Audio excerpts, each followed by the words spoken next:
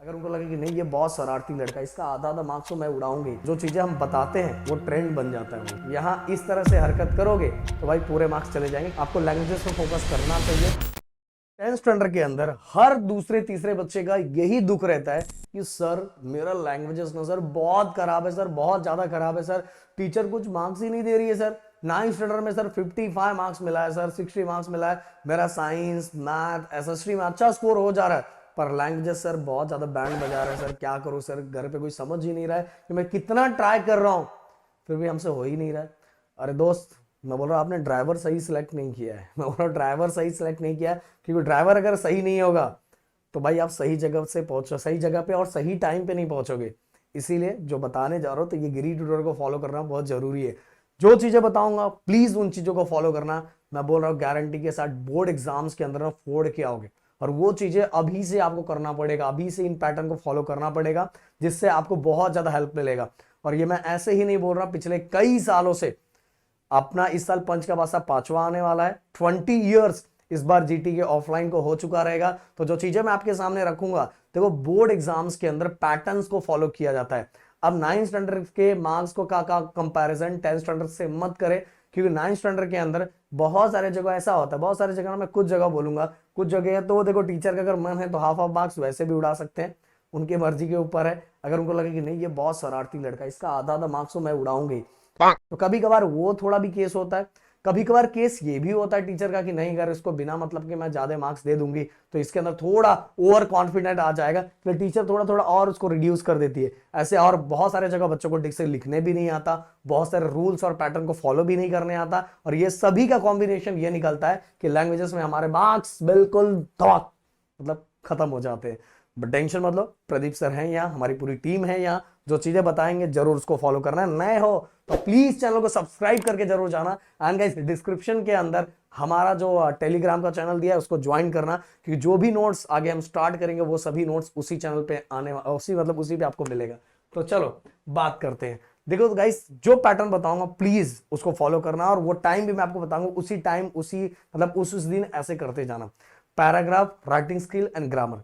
सबसे पहली बात है मैं कुछ इसके दो दो टॉपिक के बारे में मैं डायरेक्ट स्ट्रेट फॉरवर्ड बोल रहा हूं, उससे ज्यादा कुछ करने की जरूरत नहीं है। इवन गाइज आपको भरोसा ना हो तो पिछले साल का, पिछले क्या उसके पिछले का लाइव सेशन हमारा जाके देख लो, कि जब पेपर बच्चे दे के आए थे तो हम पेपर का रिव्यू लेते हैं।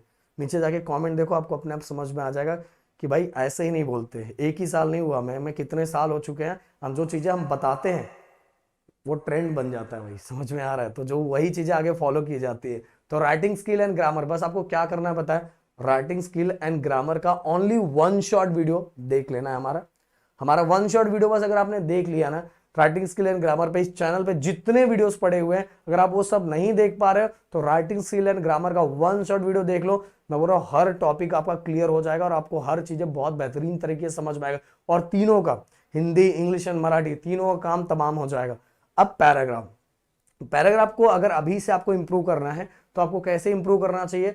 देखो दोस्तों, आपके पास नवनीत का डाइजेस्ट होगा, या तो आपके पास कोई ऐसा रिसोर्स होगा, क्योंकि बहुत सारे बच्चे ना देखो पैराग्राफ में से क्वेश्चंस को नहीं ढूंढ पाते।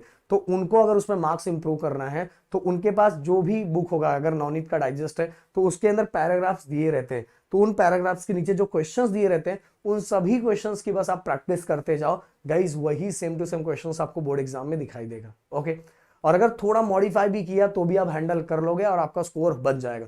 अब बस एक प्रॉब्लम आएगा पोएम वाले सेक्शन का, तीनों के अंदर। तो पोएम वाले सेक्शन के अगर क्वेश्चन आंसर का आपको प्रॉब्लम होता है तो गाइस एक चीज बोलूंगा कि उसके आंसर को लर्न कर लिया करो, क्योंकि देखो आप पैराग्राफ में उठा के सेम टू सेम तो रख सकते हैं, जो आप में से बहुत सारे बच्चे करते हैं, बट दोस्तों अगर आप यहाँ इस तरह से हरकत करोगे तो भाई पूरे मार्क्स चले जाएंगे किसके अंदर, पोएम के अंदर। इसलिए पोएम के क्वेश्चन आंसर्स को अपने को लर्न करना चाहिए। भावार्थ, मैं बोल रहा हूं कि ये चैनल पे पूरे एप्रिसिएशन या हिंदी का भावार्थ सब कुछ ये चैनल पे डाला हुआ है, और ये क्या बाकी सब्जेक्ट भी हो तो आपके बोलने के बाद हमने लैंग्वेजेस भी लेके आए, जिससे आपको बहुत ज्यादा हेल्प मिलेगा, समझ में आए। तो पैराग्राफ को आप इस तरह से आप हैंडल कर सकते हो। एंड साथ में गाइस एक चीज और बोलूंगा कि आप में से बहुत सारे बच्चे इसको लेकर टेंशन लेते होंगे, सर मेरी हैंडराइटिंग अच्छी नहीं है, सर मेरी हैंडराइटिंग बहुत ज्यादा खराब है, टीचर बोल रही है मम्मी को बुला के पापा को बुला के बहुत सुनाती रहती है। देखो गाइस मैं बताना चाहूंगा कि अब हैंड राइटिंग 10th स्टैंडर्ड में अगर आप ठीक करने जाओगे तो पेपर 3 घंटे का जो पेपर होता है वो आपका 3 घंटे में पेपर पूरा नहीं हो पाता, वो 3 घंटा भी कम पड़ जाता है। तो आपकी स्पीड कम हो जाएगी हैंड राइटिंग ठीक करने के चक्कर में, और पेपर पूरा कंप्लीट नहीं हो पाएगा। समझ में आ रहा है? क्योंकि स्टार्टिंग में ही हम लोग एकदम धीरे धीरे धीरे धीरे एकदम मतलब हैंड राइटिंग बनाने के लिए धीरे धीरे लिखते हैं, क्योंकि हमारी हैबिट नहीं है, हमारी हैंड राइटिंग अच्छी नहीं है, तो हम एक अच्छे से करने के चक्कर में बहुत बार बच्चों का पेपर छूट जाता है। मेरे पास जब पेरेंट्स ये मुद्दे लेके आते हैं तो उनको यही बात बोलता हूँ कि भाई ये जो हैंड राइटिंग बच्चों की है ना, अगर आपको टाइप राइटर जैसा बच्चे की हैंड राइटिंग बनानी थी तो उस पर काम first second third standard fourth standard से करना चाहिए था। अब 10th स्टैंडर्ड के अंदर अगर ट्राई करने भी जाओगे तो सबसे बड़ा इशू बच्चे के स्पीड को लेके हो जाएगा। एंड लैंग्वेजेस का पेपर इतना लेंथी होता है कि अगर उसमें स्पीड प्रॉपर नहीं है तो पेपर आपका छूट जाता है। तो सर फिर क्या करें? देखो भाई, आपका जैसा हैंड राइटिंग है वैसे ही रखो, बट पेपर को नीट और क्लीन अगर रखोगे तो आपको वही मार्क्स मिलेगा जो दूसरा जिसका हैंडराइटिंग अच्छा है उसको जितना मिल रहा है उतना ही आपको मिलेगा, ज्यादा कोई डिफरेंस नहीं आने वाला। समझ में? पेपर में कट शट मत करो। और आपका हैंडराइटिंग अगर टाइपराइटर जैसा नहीं है तो बिल्कुल टेंशन लेने वाली बात नहीं है। बस आपका जो हैंडराइटिंग है वो क्लीन और नीट, पेपर क्लीन और नीट होना चाहिए। ऐसा नहीं है, उस पर एक स्पेशल वीडियो में बनाने वाला ऐसे वाला नहीं होना चाहिए।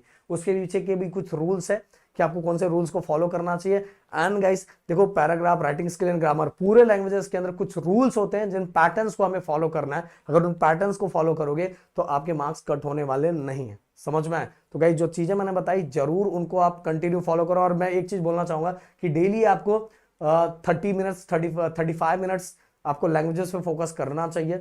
और या तो अल्टरनेट डे पे कर सकते हो। बहुत सारे बच्चे लैंग्वेजेस की बुक को टच भी नहीं करते, मतलब उनको मतलब बोले लास्ट में पढ़ेगा हो जाएगा और उस चक्कर में नहीं हो तो जाएगा।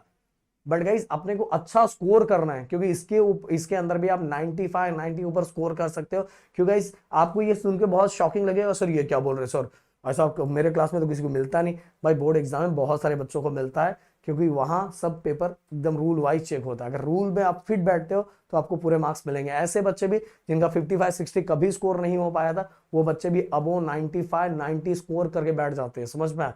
तो पैटर्न और रूल्स को फॉलो करना बहुत जरूरी है।